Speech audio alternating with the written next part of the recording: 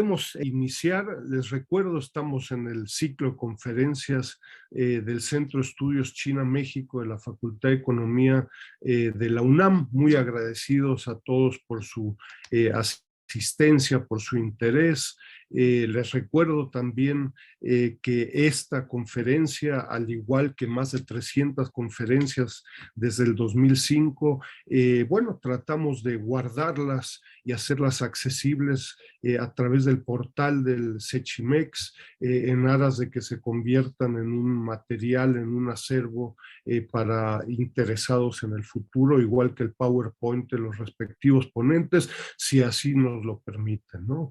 No puedo más que invitarlos a las siguientes conferencias en las próximas semanas. Creo que vamos a tener un grupo de conferencias interesantes, relevantes. Tratamos de hacerlas cada segundo miércoles, en algunos casos por cuestiones fuera de nuestro alcance, por ahí lo hacemos cada miércoles, ¿no? El día de hoy, y por cierto, los invitamos también mucho a revisar la revista Cuadernos de Trabajo, el Sechimex, donde estamos publicando regularmente. El próximo viernes, es decir, en 2 días, habrán recibido la información. Realizaremos el segundo seminario y webinar sobre la cadena global de valor del litio. Iniciamos en finales de noviembre con un primer seminario sobre el caso Bolivia, ¿no? Con distinguidos académicos y un ministro en su momento. El viernes vamos a realizar el segundo seminario, el caso de Argentina, con un subsecretario y 4 colegas argentinos, y haremos lo mismo para el caso de Chile, para terminar con el caso de México. Están muy cordialmente invitados. Ingresan a la red, al portal de la red académica, encontrarán ahí la información de Zoom. Va a ser el viernes a las 11 de la mañana. Están muy invitados. De nuevo, el que no pueda ir encontrará posteriormente el video y un grupo de materiales que los ponentes nos han dejado, ¿no? Pues el día de hoy muy contento de contar con el embajador Eugenio Anguiano Roj, querido amigo, miembro del Sechimex.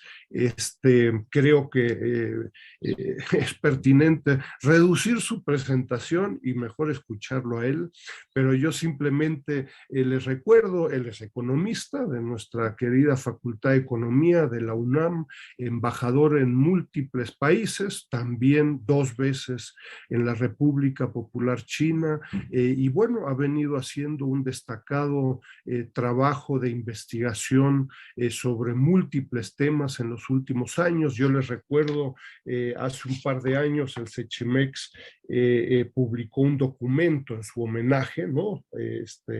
Y bueno, lo invito a revisarlo y a descargarlo.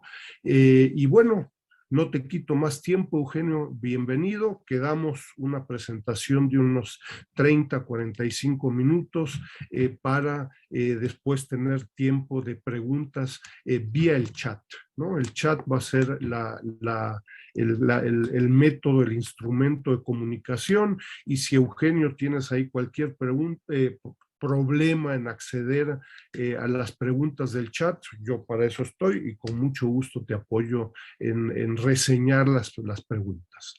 Adelante, por favor. Muchas gracias, Enrique Dussel. Gracias a los compañeros, amigos, colegas de Sechimex y a los amigos y amigos que muy amablemente se han conectado a esta reunión. Yo voy a hablar de la política financiera de China como medio para crecer, para que China crezca, y como medio para que la República Popular expanda su influencia en el mundo. Les recuerdo, voy a usar un PowerPoint, así que voy a pasar a compartir pantalla y les sigo platicando cuál es cómo va a ser mi presentación. Bueno, espero que lo tengan ahí. ¿No, otra vez no lo tienen? A ver, iniciar reunión. No aparece. ¿Qué ocurre? Me dijo iniciar reunión. Otra vez, a ver. No está compartiendo. Me volví a salir porque no estaba compartiendo. A ver, ahí está, compartir. Ahora sí, sí está, ¿verdad? Voy a ampliar la cámara. Sí, se ve perfectamente, Eugenio, gracias. Amplío la cámara. Sí, Amplío la cámara porque se me fue. Bueno, ese ahí es el está. tema. Antes, mire, recuerden ustedes un antecedente histórico-cultural muy importante. China, digamos, China y otros países de Asia Oriental y del sudeste de Asia, siguiendo una influencia cultural muy antigua, confuciana, es un pueblo chino que ahorra muchísimo. Y lo importante de ese ahorro, que de inmediato es un aspecto restrictivo, es cómo se va utilizando, cómo se va canalizando los montos de ahorro, digamos, en la China contemporánea, la República Popular, pues andan cerca más del 40% en algunos casos, casi la mitad del PIB, en otros casos menos del 40% es el ahorro como porcentaje del PIB. Entonces, el gobierno chino, perdón, el Producto Interno Bruto de China ha crecido en los datos que ustedes ven ahí a una tasa de 10.8% de 82 a 20 en términos reales. En 38 años creció 29 veces, con lo cual China se colocó como la segunda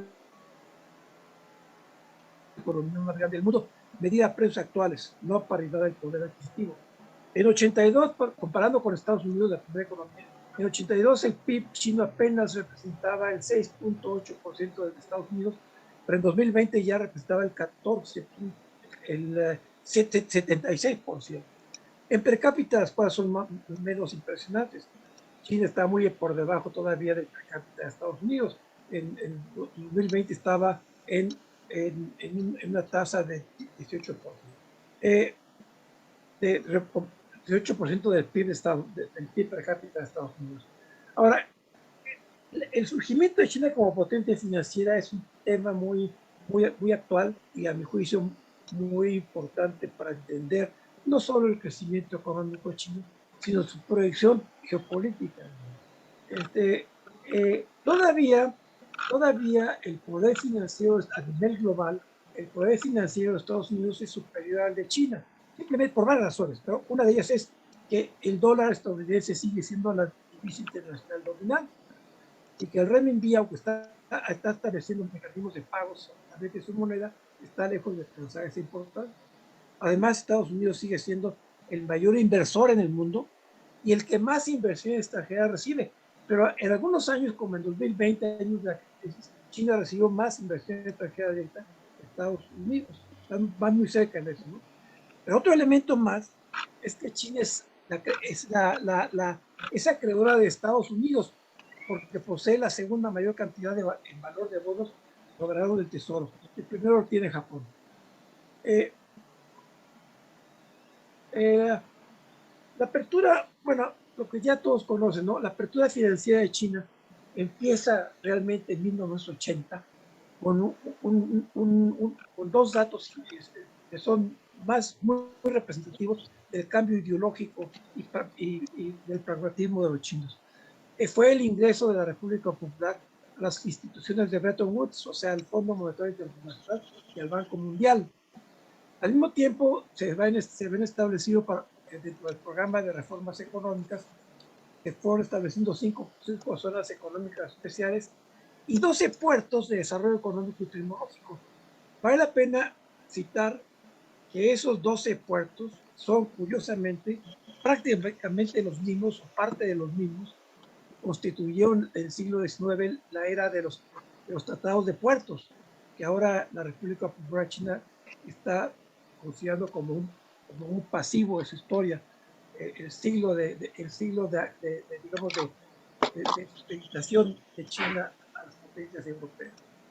En las décadas de 80 y 90 aparecieron muchos bancos comerciales de China, bancos de política, que son los bancos de desarrollo, y otras instituciones de crédito. También se instituyó formalmente el Banco Popular de China como Banco Central. Banco Popular de China venía desde antes de que terminara la Guerra Civil, cuando los comunistas chinos dominaban parte del norte del país ya habían establecido este Banco Popular de Chile. Se aprobaron también muchas leyes, un conjunto de leyes e instrumentos jurídicos para crear un sistema de intermediación financiera. Y este tema no lo voy a tocar porque simplemente la relación de todos los instrumentos jurídicos que se fueron aprobando desde mediados de los 80 hasta incluso hasta hace 2 años, pues me llevaría casi toda la presentación. El objetivo primario de esos avances fue captar liquidez, la liquidez necesaria para un crecimiento económico rápido y al mismo tiempo tener mecanismos de intermediación que se parecían a los modernos del sistema capitalista. Pero esta intermediación financiera en Chile es para fondear a empresas de distintos tipos de propiedad, estatales, mixtas y privadas. Ahí está simplemente el mapa, no voy a detener mucho en eso. Como ven ustedes en verde, los puertos, los 12 puertos, que eran parte de ellos, repito, eran los tratados de puertos de la mitad del siglo XIX hasta prácticamente la Segunda Guerra Mundial. Tratados desiguales, los llamaban Chile. Y luego las 4 zonas económicas especiales, 3 en la provincia de Cuando, una en la provincia de Fujian, y más tarde toda la isla de Hainan, que está abajo, se convirtió toda ella en una zona económica especial. Aquí lo importante, y lo voy a hacer rápido, es que ustedes una gráfica con barras del crecimiento porcentual del PIB año por año en términos reales, con base, la base varía, ¿no? Pero en este caso, el sistema chino usan el año anterior como año base para el año que están analizando. Y que al final se parece mucho a lo que hace el Banco Mundial, por ejemplo, o el Fondo Monetario Internacional, nada más que el fondo utiliza 1915 como año base. Como quiera que sea, ve usted la tendencia del ciclo económico, empezando con una ascenso en 82, sube hasta casi el 15, más del 15, cerca del 15%, y empieza a bajar una pequeña crisis, recesión, no llega a ser crisis, es una recesión, más de 15% bajan a 12%, y eso fue porque hubo un periodo de inflación muy grande que el gobierno chino contuvo, reduciendo la canalización de crédito a la economía productiva. Vuelve a recuperarse la economía china y la gran caída es 89-90, donde por primera vez la economía china crece apenas un poco más de 4%, menos de 4% en 2 años, y es producto de la crisis política de Tiananmen, de la represión de julio de 1987 y 89, perdón.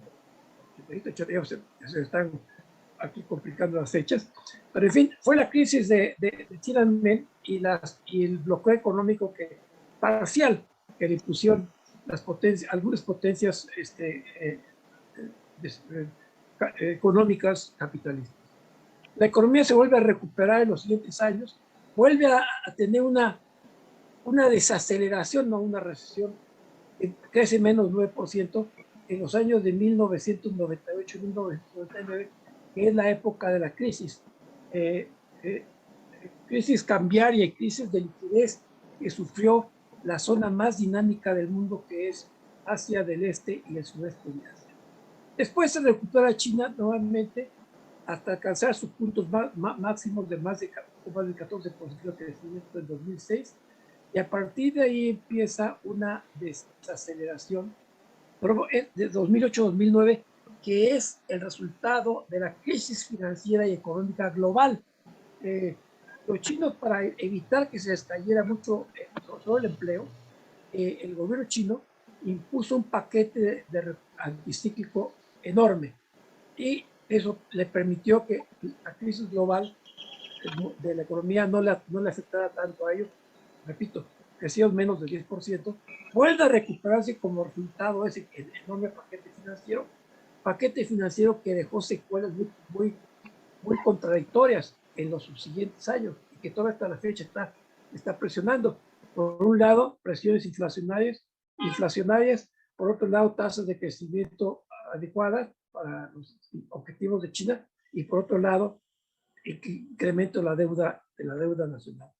Empieza desde 2011, empieza realmente una desaceleración de la economía china a solamente un dígito, menos 2 dígitos en 2011, y se prolonga y viene la enorme caída de la crisis del COVID-19, que es 2020, cuando todo el mundo, la tasa de crecimiento fue negativa en el mundo y los países desarrollados llegaron hasta menos 4% más o menos, alrededor de esa cifra, mientras que China creció ese año 2.3%, y luego el rebote financiero, que es 2021, que también se da en el mundo, pero en China el rebote llega casi a 8% del crecimiento de la economía.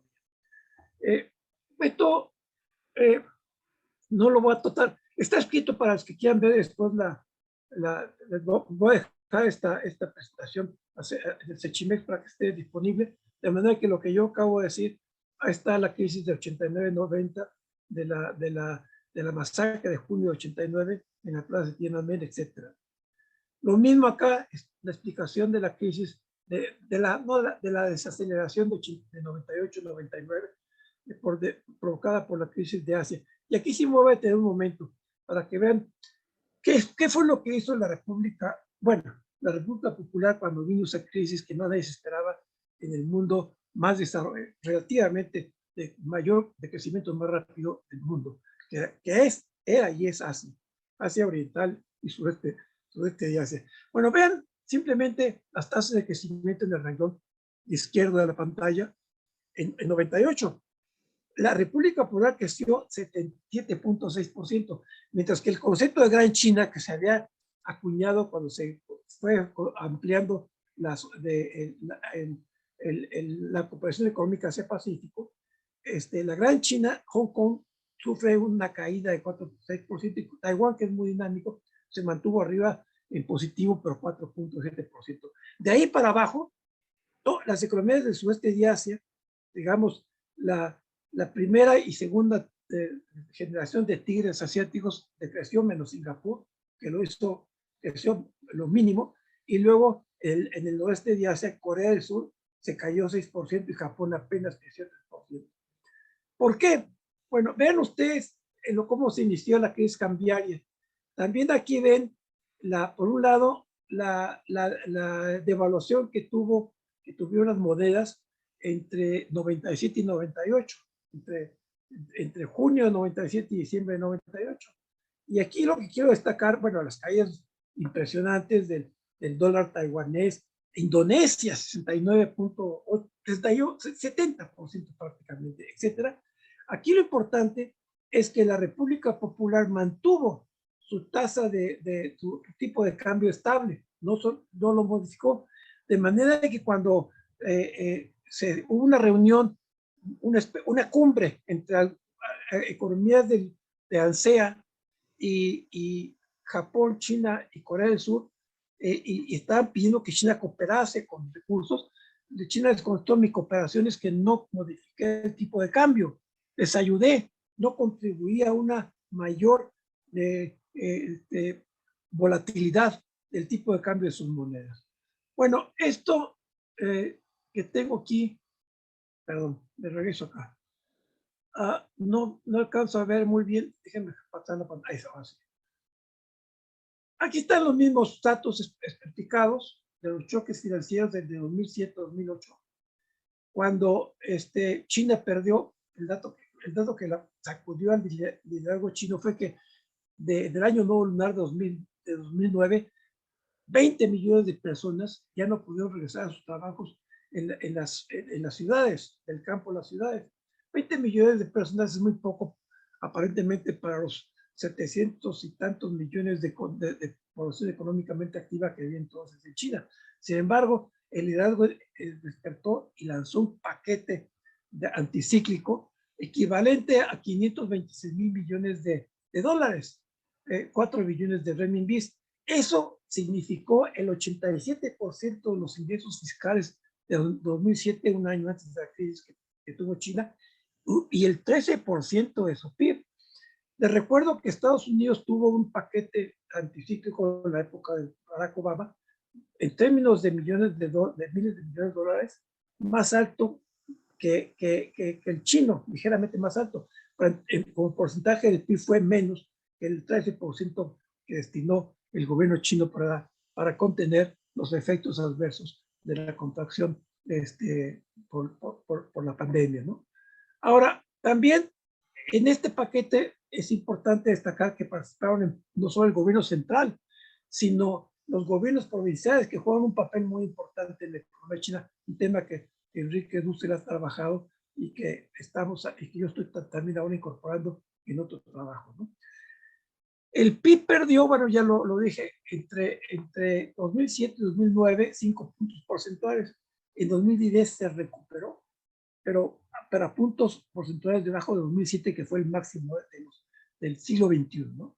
Y a partir de 2011 empieza, como ya lo dije antes, la desaceleración de la economía china. A ver, ¿por qué no se mueve esto? ¿Me escucha? Ahí está.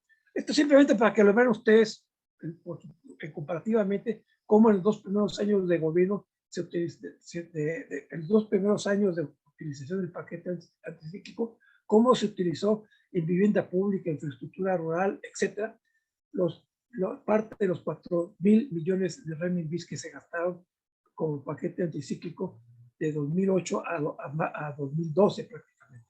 Estos son los 2 primeros años de erogación anticíclica. Aquí esta tabla son varios elementos que determinan la calificación de riesgo conjunto, o sea, de qué tamaño el déficit de la balanza en cuenta corriente, cuál es el porcentaje de la deuda a corto plazo sobre el total de reservas, préstamos bancarios sobre tasa de depósitos internos, que determinan el riesgo conjunto financiero crediticio. Y ven ustedes en la última columna, mientras más altos son la numeración, más volátil, más peligrosa es la vulnerabilidad del crédito utilizado en las economías. Sudáfrica, Hungría, Corea del Sur tuvieron en ese periodo que estoy viendo, que es el año de 2009, por la crisis, tuvieron la máxima volatilidad porque utilizaron un riesgo conjunto muy alto. En cambio, vean ustedes a México, andaba en 12, al nivel de Brasil y Turquía, pero era hasta abajo. Tailandia, bueno, las economías en Rusia, Argentina, Venezuela, lo mismo, pero era hasta abajo. China tuvo el mínimo riesgo conjunto, no obstante los 4,000 millones de renminbi que utilizaron, 570 y tantos mil millones de dólares. A ver. No sé por qué no me acuerdo. Ahí está. De aquí ya esto lo han visto, lo han observado en otros lados, nada más en otras presentaciones. Nada más quiero recordar que en este estudio que se hizo en 2013 por el Banco Mundial y el Centro de Desarrollo de Investigación de Desarrollo del Consejo de Estado de China, se hizo un análisis de lo que ha pasado de 1915 en adelante y una perspectiva hasta el año 2030. El trabajo que hicieron Banco Mundial y el Development Research Center del Consejo de Estados se intitula simplemente China 2030. Ahora, aquí lo notable es cuál es el factor que hizo crecer a los chinos tan rápidamente. Pues son 2 factores en realidad. La productividad anual, media anual, el crecimiento de la productividad media anual del trabajo, que está en la tercera hilera, abajo de indicadores, que creció en términos efectivos 8.9%, 8.3%. Ya 2011-2015 son 2 años, 3 años reales y 2 años estimados, y luego a partir de ahí son proyecciones del Fondo Monetario Internacional.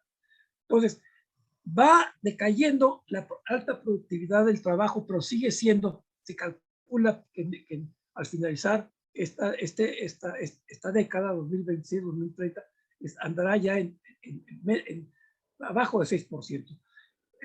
Nada más menciono que lo que ya ha ocurrido, digamos, entre 2016 y 2020, muchas de las cifras, o sea, esta cifra de 7.1% promedio anual de ese lustro coincide, no le puse el dato ahí, pero coincide mucho con lo que ha ocurrido en términos de crecimiento de la productividad de China. ¿Cuál es el otro factor que ha hecho crecer la economía? Pues la tasa de inversión en comparación al PIB. 49%, ven ustedes lo que gastaban en los 15 años de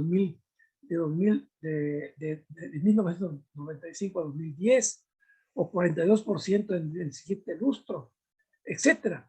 Ahora, desde 2013 que se publicó este trabajo, se propuso como objetivo, y el gobierno chino y el Partido Comunista de China lo han tomado como objetivo hasta la fecha, un rebalanceo de la economía.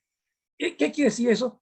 Que en la parte de la demanda agregada hay que ir bajando la inversión como porcentaje del PIB y en cambio estimular el crecimiento del consumo.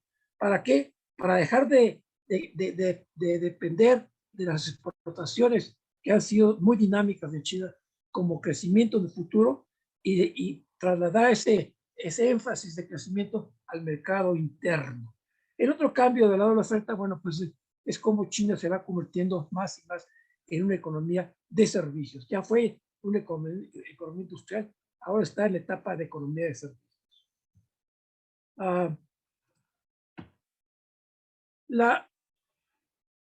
Aquí lo mismo, cómo se empiezan a desacelerar las tasas de China como resultado de la crisis de la pandemia de 2019, lo que llaman unos la crisis de la exclusión. Bueno, la que era economista jefe y ahora es segunda de bordo del Fondo Monetario Internacional, y Gita Gudemar es la que acuñó la frase de la crisis del encierro, ¿no? Sí, de encierro, ¿no? Bueno, vamos a pasar ahora, dejemos esto, también ya lo habíamos tocado un poco, excepto miren aquí como en esta última parte de esta diapositiva, vuelvo a citar el caso de la crisis de 2020. China creció 2.3%, pero el mundo decreció 4.5%. Estados Unidos es tanto, 40 economías en desarrollo 3.1%. Bueno, hasta las economías, hasta Asia en desarrollo, tuvo un ligero decrecimiento. México 8.3%, etcétera. Esta ya es no, estos son 4 años muy recientes donde yo estoy llamando la atención a cuál es de nueva cuenta la crisis económica y el rebote. No voy a hablar más de esto, pero lo tienen ustedes para su utilización. Aquí, en cambio, tengo yo indicadores económicos y indicadores financieros financieros que vale la pena ver rápidamente. Esto sí va de 2016 a 2022. 2022 obviamente es estimado. 2021 también es prácticamente concluyente, pero todavía están ajustando hasta que veamos en abril próximo los datos del fondo. Veremos si este 7.9% se queda ahí o está unas décimas más arriba o unas décimas más abajo. En todo caso, de esta parte ven ustedes cómo la variación del consumo en tasas de crecimiento anual se iba reduciéndose de 2016, y con la crisis de 2020 el consumo se cayó a menos 0.8%, lo que obligó al gobierno a volver a echar mano, al gobierno chino, echar mano de la inversión para reactivar la economía. Por eso ese año volvieron a empujar la inversión, no tanto a los niveles que tenía como porcentaje, como variación porcentual de 2016, porque era un año de tipo recesivo, pero de todas maneras la inversión tuvo que ser más de lo previsto para compensar la caída del consumo. Las exportaciones netas como contribución al PIB han sido muy importantes en China, alcanzaron su nivel óptimo en 2007, pero a partir de entonces empiezan a decaer, porque esa es otra de los rebalanceos que están haciendo, depender menos de un superávit en cuenta corriente con el exterior. O sea, en otras palabras, hacer de China una economía menos mercantilista para hacerla de otro tipo, pero eso va muy lento. Y luego la formación total de capital y el ahorro bruto, ven ustedes cómo se comportó arriba de 40%, ambas variables. Ingreso de gobierno, gasto de gobierno también está ahí, y la deuda del gobierno. Esta deuda la vamos a ver después, porque esta es la deuda oficial, que sube de 36.7% del PIB en 2016 a 50% del PIB, 47% en 2021, 50% estimada en 2022. Alguien dirá, bueno, pues una deuda muy pequeña. Sí, pero es que esa deuda está subvaluada, como vamos a ver más adelante. Aquí vienen ustedes al final las reservas brutas de capital, reservas internacionales que tiene China, arriba de los 3 billones, 3 trillones en inglés de dólares por año, tiene como reservas brutas. Y luego al final viene el PIB en renminbis y en dólares. Veamos, ahí está. Rápidamente, ¿cómo está el sistema financiero chino? Tiene 4 grandes columnas. Una columna de la izquierda es los bancos y otras instituciones financieras. Entre los bancos están los bancos de desarrollo, bancos de política, bancos comerciales de propiedad estatal, mixtos, privados y extranjeros, que son más pequeños. Luego, los no bancarios ahí son las cooperativas de crédito rural, son los más importantes, las de crédito urbano que van desapareciendo, y un banco de ahorros postales. Luego vienen las compañías mutuales, las compañías financieras de inversión y las compañías de fideicomiso de inversión. Esa columna es la más importante, sobre todo los bancos, en la canalización de crédito. La columna del medio que sigue son los mercados financieros. En China habían desaparecido con China popular los mercados financieros, de manera que se recompusieron. Reaparece Shanghai, que había sido un gran mercado bursátil de los años, en la primera parte del siglo XX, y se crea la bolsa de valores de Shenzhen, una de las 4 zonas económicas especiales, y la bolsa de valores de Hong Kong, que de facto es extranjera, está muy vinculada con el sistema chino, porque quien quiere cotizar para comprar valores chinos o vender valores de empresas extranjeras en China y lo quiere hacer en moneda extranjera, tiene que hacerlo a través de la bolsa de Hong Kong. Luego viene el mercado de bonos, digamos, un mercado secundario, de bonos de gobierno y de bonos de corporaciones industriales de todo tipo de propiedad, incluyendo corporaciones estatales. Luego vienen operaciones de capital de riesgo del sector privado, y en un mercado enorme y muy inestable, pero enorme, que es una burbuja especulativa, que es el mercado de bienes raíces. Los otros 2 elementos son muy pequeños, son un mercado no estándar, que es no estándar porque son una serie de instituciones, un híbrido, y las inversiones extranjeras directas y otros. Ahora, aquí nada más repito, ¿quiénes son estos bancos? Los 3 bancos de política o de desarrollo son el Banco de Desarrollo de China, el Banco de Desarrollo Agrícola y el Banco de Importación y Exportación de China. 5 grandes bancos comerciales estatales y públicos. ¿Y públicos por qué? Porque han vendido acciones en los mercados financieros de China y del exterior. Los 4 primeros bancos de este tipo, comerciales, estatales y públicos, son el Banco de Industria y Comercio. Lo estoy traduciendo al español porque yo siempre lo pongo en inglés y en chino, los chinos. El Banco de Construcción, el Banco de China y el Banco Agrícola de China. Esos 4 bancos están entre los primeros bancos más grandes del mundo. Y luego viene el Banco de Comunicaciones. Luego vienen 12 bancos por acciones regionales, que también son muy importantes y son prácticamente propiedad privada y mixta.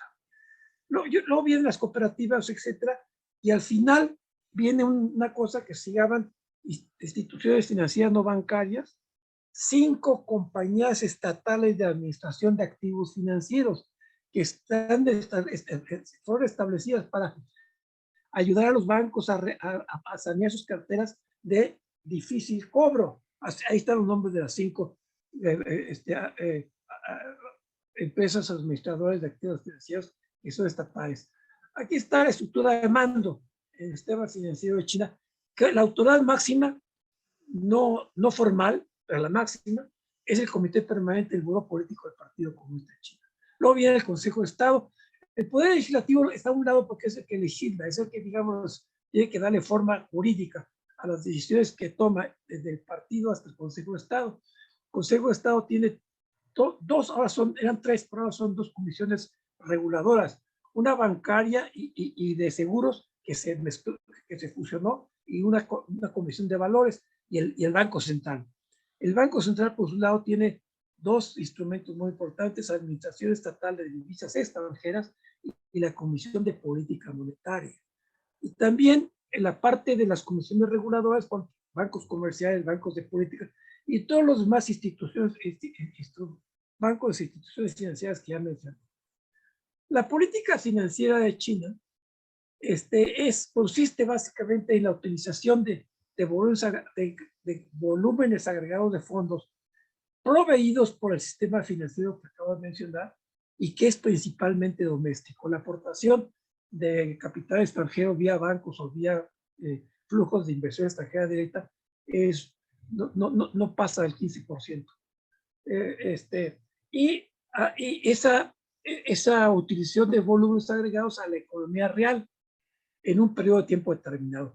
En 2011, esto es muy importante, porque solamente la República Popular ha creado este concepto que existe en teoría en otros países.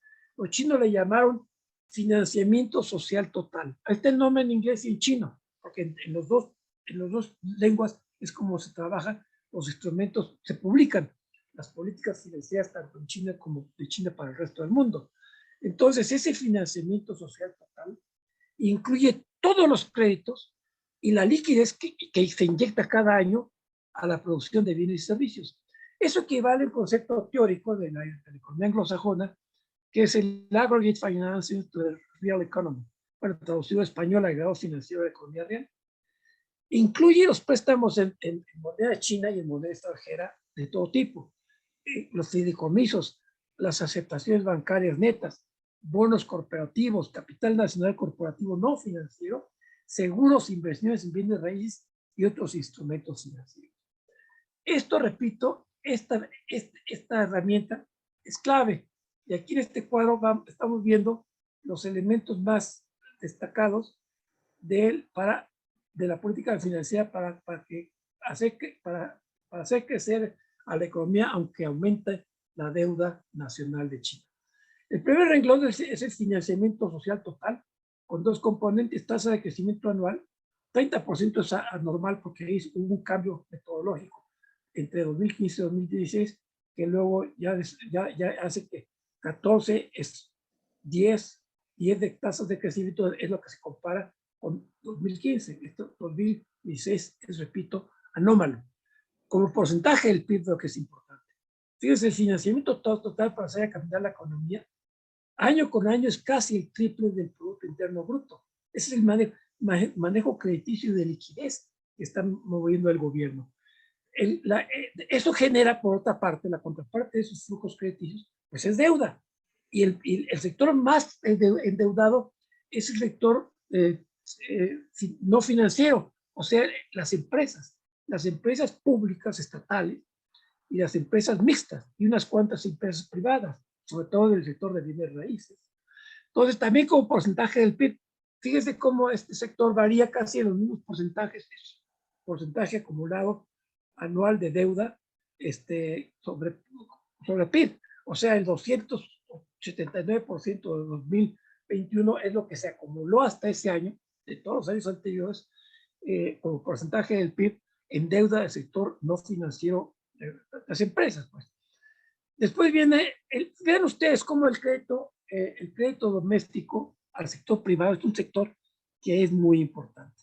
Representa más del PIB, representa, digamos, del 168% del PIB y llega a 21 al 172%. Es decir, hay una gran inyección de crédito al sector privado chino. Y luego vienen las deudas de las familias que están aumentando, lo que quiere decir que el ahorro que generaban antes las empresas chinas ya lo están gastando, lo cual es bueno en el largo plazo para la economía. Y también por eso tienen que recurrir a las familias a medida que van aumentando sus niveles de vida, tienen que recurrir a deuda pública, a deuda crediticia. Y finalmente la deuda del gobierno a la cual ya me referí. La deuda total, que son las sumas de empresas, familias y gobierno, es sumamente, yo diría que alguien diría que es casi escandalosa. Digamos que el año pasado llega a 389% del PIB.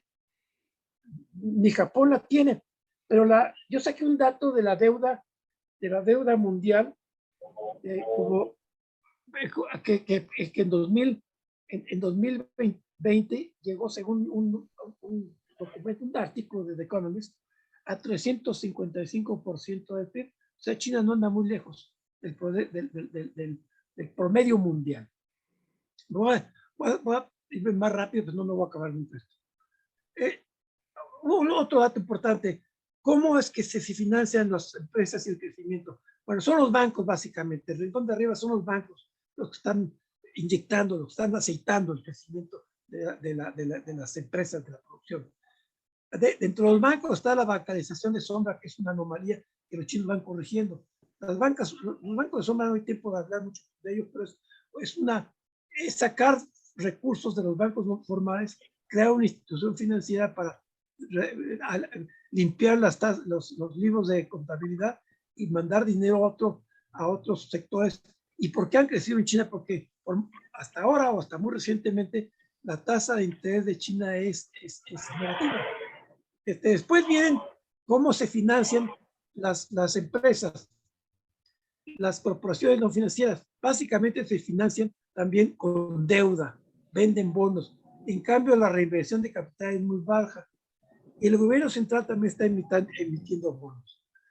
Bueno, a mediados 80, aquí viene la inclusión financiera en el mundo de China, que es lo que es más importante. Enrique, ¿cómo voy de tiempo? Mira, yo te sugiero tal vez unos 10 minutos para ir concluyendo. Pues, aquí nada más quiero que vean ustedes, no voy a seguir renglón por renglón, cómo China desde que se abre al mercado financiero mundial, también empieza a incursionar tanto, no solo en la captación de inversiones extranjeras directas, sino también en el envío de inversión extranjera directa al resto del mundo. No solo, principalmente a los países desarrollados, como Europa, a los países de alta tecnología, como Estados Unidos. Estoy simplificando, están mezclados, ¿no? Pero tienen ustedes el caso de cómo se metieron ahí inversiones financieras en países como Australia y Canadá, que son economías avanzadas, pero se metieron en las industrias de extracción minera los chinos.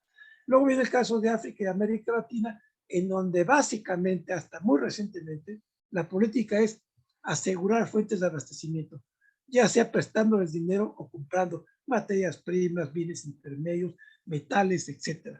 El caso notable es Asia Central, Siberia y el sudeste de Asia Meridional, donde las inversiones desde antes de que se inventara, se acuñara el término de la ruta de la seda, iban a infraestructura y a logística. Esto no lo veo ahora. Esto cuando quiera ustedes lo van a ver, lo que es digamos, la asimetría entre Estados Unidos con China, Canadá y México. Puede ser interesante, pero lo dejo en este momento. Aquí no me recuerdo cómo nace la idea, la iniciativa del cinturón y la ruta de la seda, o del espacio, como se dice en español, y la ruta de la seda. Bueno, empezó en 2013, octubre de 2013. Xi Jinping la planteó en una parte en Kazajstán y otra en Indonesia. En Indonesia planteó, en Yakarta, planteó la idea de la ruta ruta marítima de la seda siglo XXI.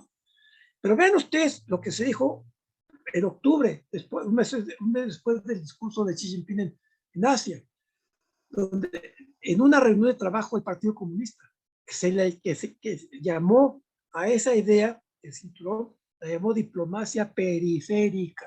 Ahí está, cómo se pronuncia en chino. Y el renglón que yo quiero destacar es el siguiente. La diplomacia periférica consiste en mantener la estabilidad en el vecindario de China como un objetivo clave de la diplomacia periférica. Debemos construir un cinturón económico de la ruta de la seda y una ruta marítima de la seda siglo XXI, creando así un nuevo orden económico regional. Bueno, se adopta algunos antecedentes que ustedes pueden ver. La idea de la ruta de la seda como tal, el concepto, no, la realidad era otra, muy antigua, es de la época de la dinastía antes de la Tang, incluso de la época de los Han y del Imperio Romano, pues eran rutas de comercio, pero también de conquista. Y el quien inventó la fase de ruta de la seda fue un geógrafo alemán. Ahora, la ruta actual, o sea, el Itailu, tiene 6 corredores terrestres, uno marítimo. Es una campaña diplomática de China para obtener el mayor número de países del mundo que suscriban memorandos de intención en apoyo a la ruta, aunque no tenga nada que ver con Eurasia. Porque el objetivo de la ruta de la seda es la interconectividad entre Europa, entre Asia y Europa. Un concepto, recuerdo, de Eurasia geopolítico que estuvo en boga a principios del siglo XX. Hay más de 139 países hasta la fecha que han firmado estos memorandos o memorandas en plural de intención de sumarse a la ruta de la seda en América Latina. El último fue Argentina, que el mes pasado su presidente visitó China y firmó ese acuerdo. Colombia, Brasil y México hasta la fecha no lo han firmado. Es un tema que hay que discutir. A mí me parece que de todas maneras lo que cuenta es los países que están realmente trabajando y no simplemente unirse a una especie de eslogan propagandístico. Aquí está en el mapa, ustedes pueden ver las rutas, las 6 rutas terrestres, que son las de color rosa, con variantes, y luego la gran ruta marítima de la seda. Hay un costo y un beneficio de esta ruta. Las inversiones chinas que se han movilizado para esta operación de riesgo, acumuladas entre 2005 y 2017, llegan a 420 millones de dólares, lo que ha movido China. Bueno, pues se calculaba que para cubrir tan ambicioso programa de conectividad en infraestructura, se necesitarían durante 20 años invertir 8 billones de dólares en inversiones. O sea, lo acumulado por China hasta ahora, que es mucho dinero, no llega ni siquiera a la cuarta parte, de lo que cada año tendría que invertirse para cumplir 100% ese objetivo de conectividad. De todas maneras, no deja de ser pequeño lo que están metiendo. Ahora, yo quiero llamar la atención de ustedes este cuadro, ustedes pueden estudiar después. Es una puntuación de calificación crediticia tomada de tres calificadoras, Standard & Poor's, Fitch y Moody. En el eje de las ordenadas de derecho es la calificación crediticia máxima. Es lo sombreado. Los únicos que la alcanzan son Singapur, Nueva Zelanda, los Emiratos. Y llegan, digamos, cuando están en la raya negra es grado de inversión. Las columnas azules son lo que se ha invertido en cada país, entre lo que ha invertido China en cada país entre 2005 y 2017. Vean el caso de Pakistán, ha metido en ese periodo sumado 40,000 millones de dólares en un país que está prácticamente en la línea de créditos basura, porque está sobreendeudado y en cualquier momento puede caer en un colapso financiero. Bueno, más de algún detalle de los riesgos y de las ventajas. Para China es un compromiso de grandes volúmenes de crédito cuya madurez se logra en el largo plazo. O sea, de momento los beneficios son pocos. Los países donde están recibiendo esa inversión, muchos de ellos tienen que endeudarse con China. Es el caso de... Entonces, ¿qué hace China? Normalmente les condona montos de deuda o los reestructura, con los casos de Tayikistán, Cuba y Venezuela, o casos muy críticos o criticados, como un puerto que hizo que hicieron los chinos, lo prestaron dinero y lo ejecutaron de empresas chinas en Sri Lanka, en el sur de Sri Lanka, el puerto de Hambantota, en donde el gobierno de Sri Lanka ya no pudo cubrir el servicio de la deuda de un préstamo de $8,000 millones. Entonces hubo un swap de deuda por acciones y con eso China tomó en arriendo el puerto por 99 de ellos. Ahí lo dejo porque acuérdense de los tratados desiguales que sufrió China en el siglo XIX. Bueno, el fondeo lo están haciendo varias empresas, varias instituciones chinas. El Banco de Desarrollo es el más comprometido. El Banco de Comercio e Industria de China también le sigue. El Banco de China, me refiero no al Banco Central, sino al que manejaba las divisas antes, que ahora opera también en créditos al exterior, también está muy activo, lo mismo que el Exim Bank. Vean hasta el final lo que hay, dos instituciones multilaterales. El nuevo Banco de Desarrollo, que antes era el Banco de los BRICS, son 5 países que participan, está más o menos activo, y el gran banco que propuso y promovió China, que tiene otras importancias en otro contexto, más allá de lo que estamos viendo ahora, y que ya tiene casi 80 y tantos miembros activos, no potenciales. Aquí está una cosa interesante, es como en 2021 empieza a notarse una contracción de créditos que los chinos están dando dentro de ese programa de expansión de la infraestructura. Esto es como en 21 ya no invirtieron nada, aunque en energía eléctrica en el mundo, aunque siguen siendo el inversionista más grande que hay hasta la fecha, ¿no? Un segundo, por favor. Bueno, aquí déjeme, la influencia política del PRI. Bueno, comparémosle con el Plan Marshall. El Plan Marshall le costó a Estados Unidos, cuando se hizo de 48 a 52, de 1948 a 1952, le costó más de $13,000 millones de dólares de aquellos años, que a precios de 2018 equivaldrían a $135,000 millones de dólares. Bueno, esos $135,000 millones de dólares pues, es mucho menos de lo que ya lleva invertido China hasta la fecha, más de $400,000 millones de dólares en la ruta de la seda. Entonces, parecería que China se ha convertido en un detonador más ambicioso que el que tuvo Estados Unidos. Pero hay un elemento, los resultados, el riesgo y los resultados de cada inversión. Para Estados Unidos los resultados fueron, para sus intereses, fueron notables, porque logró que la reconstrucción de Europa se cargara del lado de la alianza capitalista occidental. En el caso de China, está invirtiendo mucho dinero en países que están muy endeudados y la recuperación adolece de muchos riesgos. Ahora, el apoyo de Xi Jinping a Putin, un tema que, por interés por el interés chino de probar resiliencia de Estados Unidos, perdón, ¿por qué apoya China a Xi Jinping a Putin? En primer lugar, porque está probando qué tanto puede aguantar Estados Unidos una presión como la que tiene Europa. Ahora, los mitos que tiene el presidente Putin sobre la recuperación de un imperio ruso no deberían influir, digo yo, en la meta de Beijing de convertir a China en potencia global, porque China la economía china está muy integrada o muy interrelacionada, no integrada, interrelacionada con el mercado mundial capitalista. Rusia no.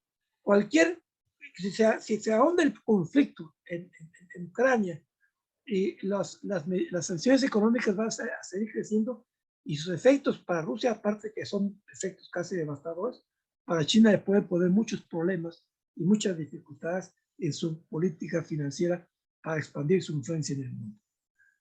Finalmente, había aciertos y costos de la política financiera de China. Por el lado de los aciertos es apuntalar un rápido crecimiento. Ya lo hizo en forma sostenida por 30 años. Eso ya lo hizo. Pero ahora está empeñada la República Popular en desarrollar un sistema de intermediación financiera acorde con un proyecto, comillas, socialismo de mercado. Porque lo que hizo hasta ahora es un sistema más de acorde con una economía capitalista, excepto en un punto, que el sistema capitalista, los bancos y las demás instituciones financieras intermediarias son 100% o casi todas son 100% de capital privado.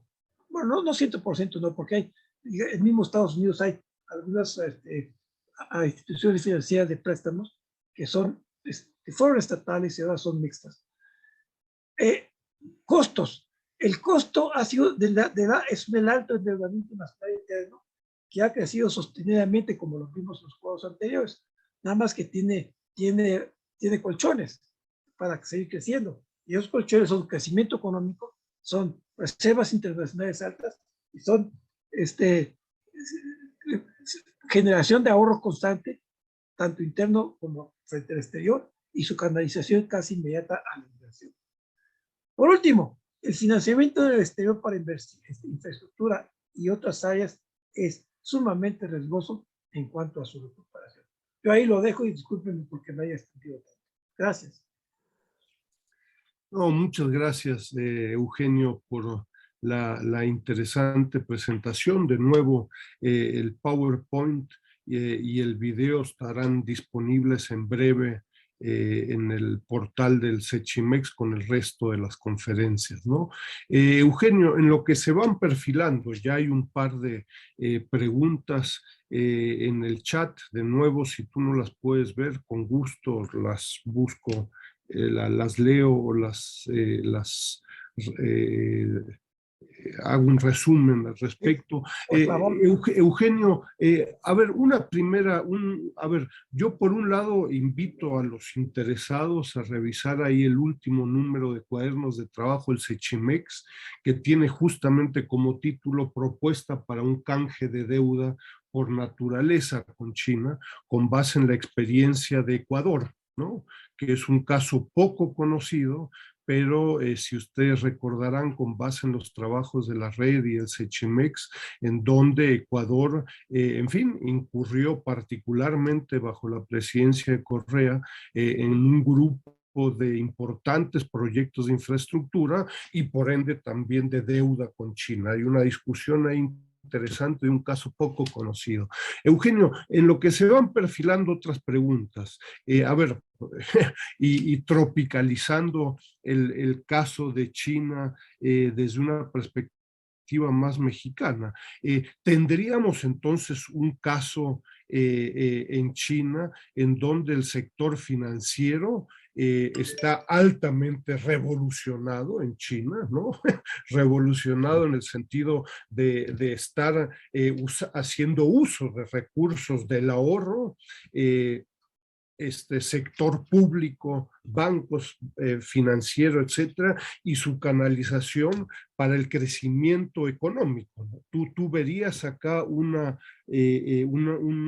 relación causal entre uno y el otro, y recordando discusiones en México y en América Latina, donde el sector financiero, bancario, pues pareciera que no está participando, no está permitiendo esta relación causal. ¿Tú estarías de acuerdo con esta apreciación general o no? Sí, en términos generales sí estoy de acuerdo, porque la banca en México, no sé, probablemente también en otros casos de América Latina, es una banca que más que operar como un intermediario para empujar directamente la producción de bienes y servicios, es una banca que se usa para préstamos, que obtiene sus beneficios, sus utilidades por las tasas de interés que cobra por los préstamos. Y muy poco lo canaliza la producción directa. Son préstamos para consumo, bienes de consumo durable, préstamos, tarjetas de crédito, etcétera, ¿no? Entonces, una banca así, si sigue operando así, es muy difícil que pueda ser parte de una cadena de causa a efecto entre el gran empuje de los mecanismos de intermediación china y cómo se podría canalizar hacia inversiones en México. Y empezamos a tener casos de esos, pero hay que estudiarlos uno por uno. ¿Cómo han operado, por ejemplo, cómo está operando la empresa china que está colaborando en la construcción del ferrocarril del Istmo de Tehuantepec. Está prestando directamente los recursos, está dando crédito de proveedores, ¿y qué papel juega la banca mexicana? Yo no lo sé, pero me temo que no sea muy el sentido de una causa-efecto, sino que cada una, yo siento que la parte mexicana, los bancos mexicanos, las hipotecarias mexicanas, siguen funcionando en el mercado al que están acostumbrados. O sea, son operaciones, no necesariamente todas especulativas, no es esa la palabra, sino son operaciones apuntaladas por operaciones de gasto en bienes de consumo, por consumo, tanto en bienes durables, coches, por ejemplo, hipotecas para casas, y operaciones en tarjetas de crédito. En Chile también hay tarjetas de crédito, no lo he mencionado, si vemos el sistema bancario por detalle, pues hay cientos de billones de tarjetas de crédito en China, y hay sectores muy especulativos contra a los que generan producción inmediata, como es el mercado de bienes raíces. Ese es uno de los mercados, una burbuja especulativa que se formó en China, que ahí está, que tiene un gran riesgo. Pero bueno, yo creo eso, que todavía el sistema mexicano no está capaz, y sobre todo porque los bancos, lamentablemente los que pueden operar mejor eso, son las instituciones de bancos de desarrollo, y los bancos de desarrollo los tienen parados, tanto Banco Nacional de Comercio Exterior como Nacional Financiera. Gracias, Eugenio. Mira, se van perfilando algunas preguntas. Reitero de nuevo, están todos muy invitados a hacer sugerencias críticas a la ponencia de Eugenio. Jorge Pinto dice, excelente presentación.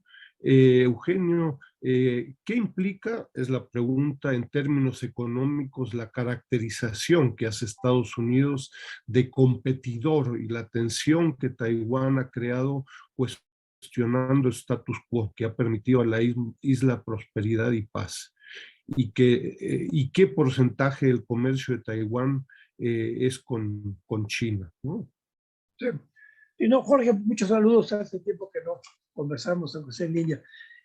No, la caracterización que se hace en Estados Unidos en la prensa, en los centros políticos, en los centros académicos, de cómo China está tratando de dominar o dominando ya muchos aspectos de la financieros en Asia, y cómo, entonces, y cuál es su papel frente a lo que los chinos llaman la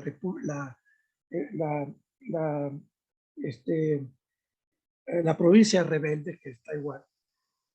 Tiene mucho desierto, pero obviamente esa caracterización también es muy sesgada, porque más que Taiwán dependiera de su comercio, que no tengo el dato, por cierto, dependía en grado muy altos de su comercio total con el comercio con China. Lo que yo sí sé, porque no tengo, repito, el dato de comercio exterior de Taiwán, lo que yo sí sé es que el desarrollo industrial, productivo de China ha tenido que depender y ha tenido una gran participación de inversionistas taiwaneses. Pues habrá problemas políticos, pero los chinos, China continental, la República Popular de Taiwán tienen incluso un acuerdo parecido a una especie de mercado, un acuerdo sui generis de intercambio comercial y de inversiones.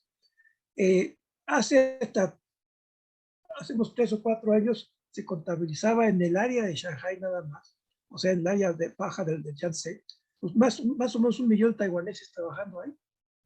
Ya no digamos en la zona del sur. Las zonas económicas especiales empezaron a captar capital fundamentalmente de chinos de ultramar, Taiwán, de Indonesia y más allá, ¿no? Entonces, la interdependencia, porque no es que Taiwán dependa mucho de su comercio exterior con China en términos de su comercio total con el exterior. No creo que Taiwán tenga un problema si se rompiera ese conducto comercial. Lo que sí tendría Taiwán lo que sí sufriría Taiwán económicamente sería una ruptura económica, porque ellos obtienen utilidades muy importantes y viceversa. Tomen el caso nada más de los microchips, que el gran productor de eso es una empresa taiwanesa. Los chinos todavía no llegan a producir en la nanotecnología el tamaño impresionante que generan, que producen los taiwaneses. Esa empresa taiwanesa es de las más importantes del mundo. Entonces los chinos que han avanzado muchísimo en todo esto de la tecnología cibernética, pues no producen para los teléfonos inteligentes, no producen la calidad de tamaño, de micro tamaño, de nanotamaño, nanotecnología, que hacen los taiwaneses. Entonces, la dependencia es mutua, es muy importante. Y yo creo que ese es un factor para que no necesariamente China, la República Popular, esté ya preparado, dispuesta o quiera el liderazgo chino tomar por la fuerza Taiwán. Siempre tiene abierta esa puerta, pero los intereses que están manejando son tales que lo van a pensar 2 veces. Mira, Eugenio, una segunda pregunta de Leobardo Plata, que pregunta en términos bastante generales, ¿cuál será la clave para mantener tasas de crecimiento no negativas o positivas a pesar de la crisis mundial actual? Y yo lo vincularía específicamente con tu presentación, es decir, y el tema de tu presentación, es decir, pudiéramos imaginarnos el crecimiento de China sin un sector financiero tan activo, revolucionado, endeudado también, como tú bien has demostrado, ¿no? Sí, bueno, hay un aspecto estructural. La economía china ya no va a poder crecer en 2 dígitos. Eso ya es irreversible. Por varias razones, simplemente porque ya maduró la economía china. Ya maduró, y ojo, maduró sin dejar de ser todavía un país de desarrollo por el tamaño de su población. Entonces, los instrumentos de intervención financiera, por muy dinámicos que sean, ya no van a poder inyectar, no van a poder impulsar con la inyección de recursos que hagan a la economía real, tasas de crecimiento de 2 dígitos. Eso ya no tiene remedio. Si China se estabilizara en los próximos 10 años o 15 años en tasas de crecimiento de 5,5%, pues estaría de todas maneras muy bien. Pero repito, las economías desarrolladas de Estados Unidos rompen récords con 4,3%. Nada más que hay una diferencia: los niveles de vida de las poblaciones. Y cuando me refiero a niveles de vida, no me refiero solo al consumo, me refiero a las redes de protección social. Digo, comparen a Suecia con China. Ya, entonces, ese es el problema, es demasiado grande el país, estuvo muchos años rezagado. De manera, ellos mismos lo dicen, para 2030 quieren alcanzar un nivel de vida pues, que se aproxime a lo que, esto lo dijeron hace 10 años, a lo que entonces tenía de nivel de vida economías medias de Europa. Entonces, resumiendo, no, por razones estructurales, las tasas de crecimiento de China y del mundo van a ser más lentas.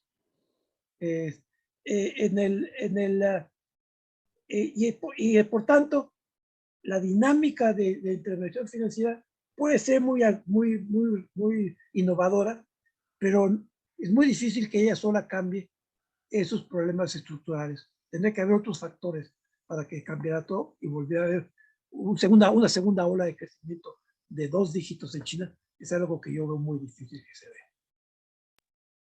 Gracias, Eugenio. Y una pregunta de Luis Valdés, dice: el desarrollo del sector financiero chino y su integración a los flujos de capital mundiales aumenta la tendencia del sistema a una crisis financiera, como pregunta. ¿Ocurre en China algo análogo a la financiarización de las economías occidentales? A ver, ya se me fue la onda. A ver, se me fue la onda. Enrique, ya no oigo.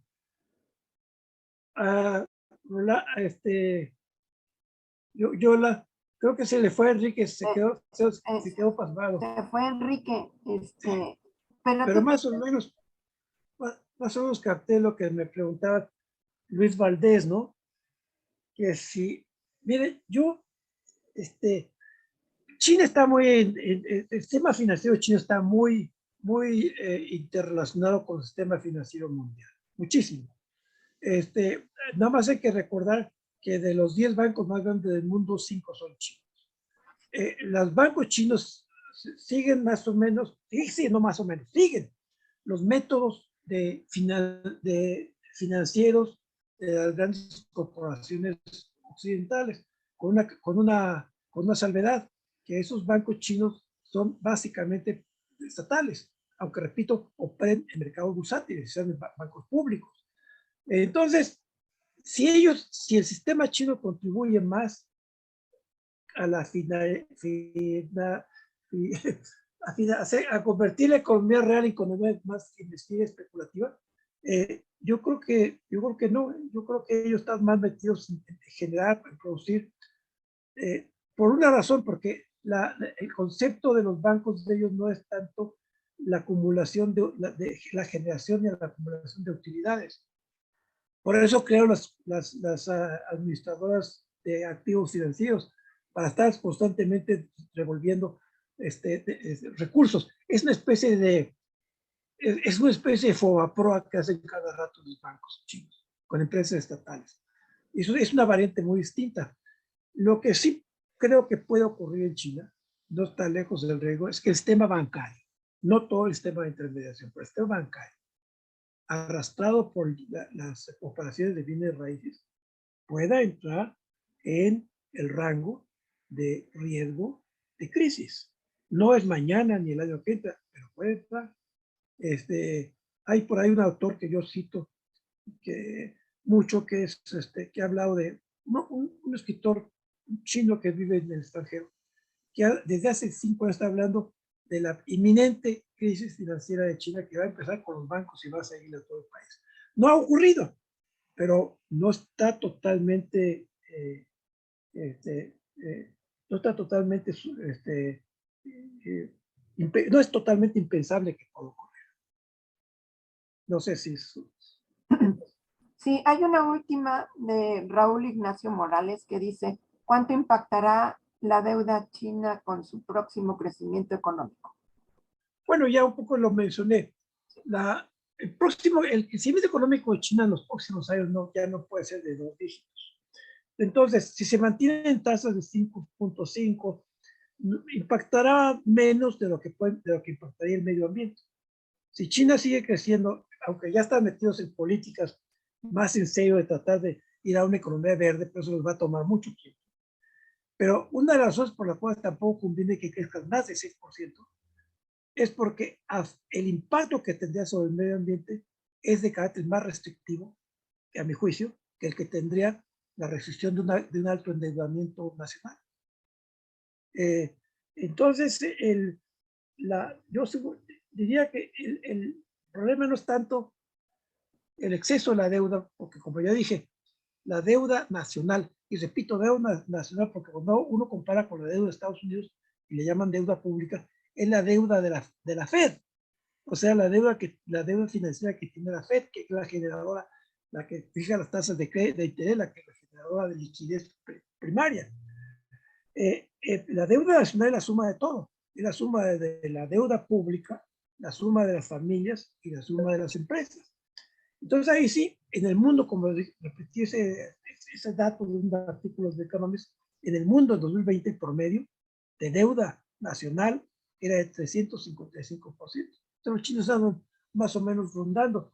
Si el mundo en general va a caer una crisis de finalización, o sea, no me cabe la palabra, es algo que está ahí como una espada de Damocles constantemente sobre las cabezas de las economías, pero no necesariamente va a ocurrir, porque hay muchos mecanismos de salvaguarda o mecanismos anticíclicos que los gobiernos han puesto en ejecución. Si alguien ha aprendido a usarlos al Estado para salir de crisis, pues es Estados Unidos, ¿no? Vean lo que pasó con la crisis del COVID-19. Ok, hay una más y si quieres ya con esto cerramos. Te felicita Ricardo Zaragoza y te pregunta, ¿cuál crees que será el papel de China en la creación de un nuevo sistema financiero mundial, particularmente en el contexto de las sanciones económicas y restricciones financieras a Rusia por la invasión a Ucrania? ¿No? Sí, son dos partes, ¿no? Pues una es del corto plazo que está pasando en Ucrania, que es muy importante. Pero, ¿cuál sería el papel de la formación de un nuevo sistema económico internacional? Bueno, China ha jugado con el status quo financiero internacional. No es un gobierno revisionista del sistema financiero internacional. Lo es en tanto que forma parte del grupo de los 20. Pero Chile está muy a gusto con el sistema que existe, excepto en aquellos aspectos que desde ese tiempo están tratando de reformarse. Lo que se ha llamado en la jerga financiera la construcción de una nueva arquitectura financiera internacional, que nace de los organismos internacionales clásicos, del Fondo Monetario, y ahí China juega un papel crucial. Ahí está, es decir, China no es, repito, no es en ese aspecto económico financiero, no es una potencia revisionista, al contrario, juega con el sistema y en el sistema, dentro del sistema, hay tendencias a reconstruir. Ya lo mencioné. En cuanto a lo de Rusia,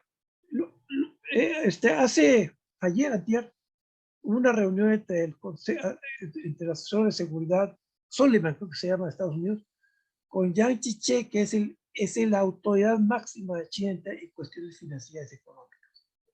Yang fue ministro de Relaciones Exteriores hace tiempo, ahora creo que todavía lo es, o ya no, pero fue consejero de Estado, pero lo más importante, es miembro del Comité Central del Partido Comunista de China y es la máxima autoridad del partido en temas internacionales.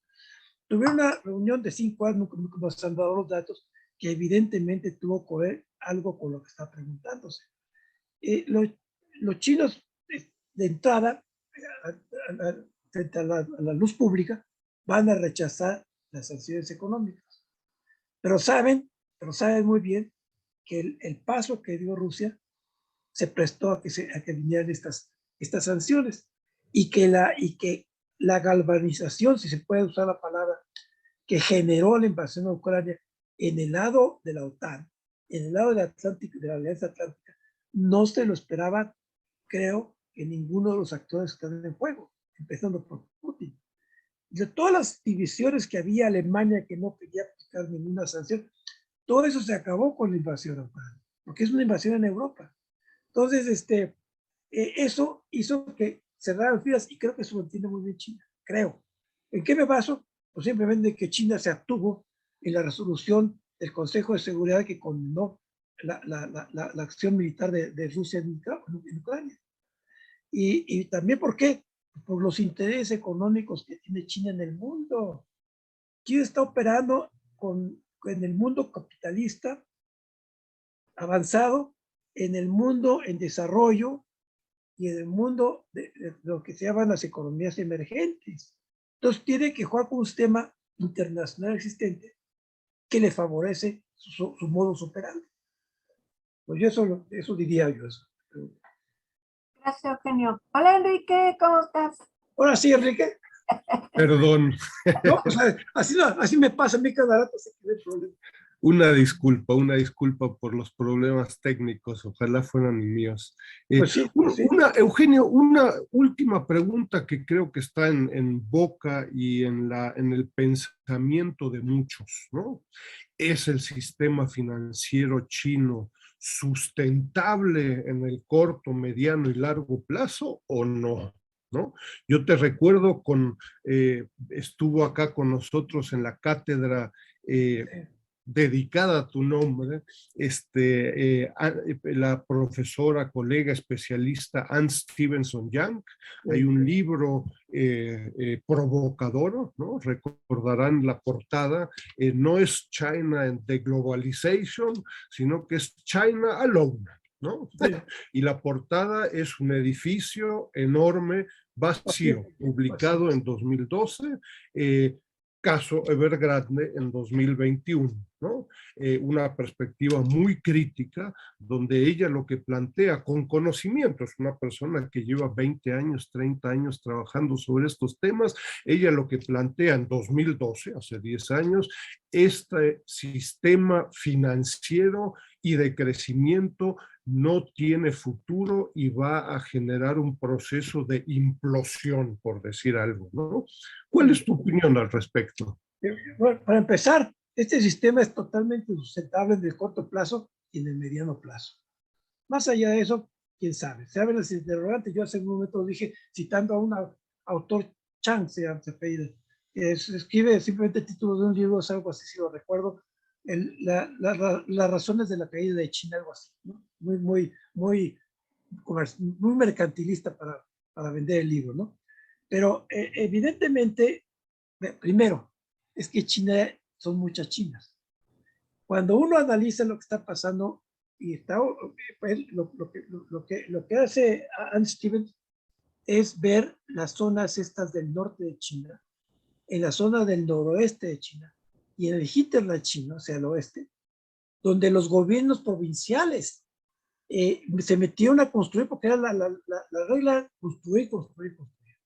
¿Y qué hicieron? Pues manejaron los vehículos financieros que les permitieron. O sea, hacían swaps, pero primero especulaban con el uso de la tierra, porque en China no hay propiedad privada de la tierra. Entonces, los gobiernos tenían ingresos, las autoridades, vendiendo el uso de la tierra a desarrolladores urbanos. Y eso generó unas distorsiones enormes. Esa es, digamos, una gran parte del territorio chino, pero la costa china. Y así empezaron. Yo me acuerdo de las críticas que se dan originalmente. Yo fui a visitar las zonas cuando estaban empezando, las zonas económicas especiales, que eran maquiladoras. Bueno, primero construyeron los edificios. Y así, ojo, nunca nos dieron el dato. Pero visitando las zonas, un grupo de diplomáticos, pues nada más pasando por las avenidas recién construidas, fácil la mitad de los grandes edificios estaban vacías.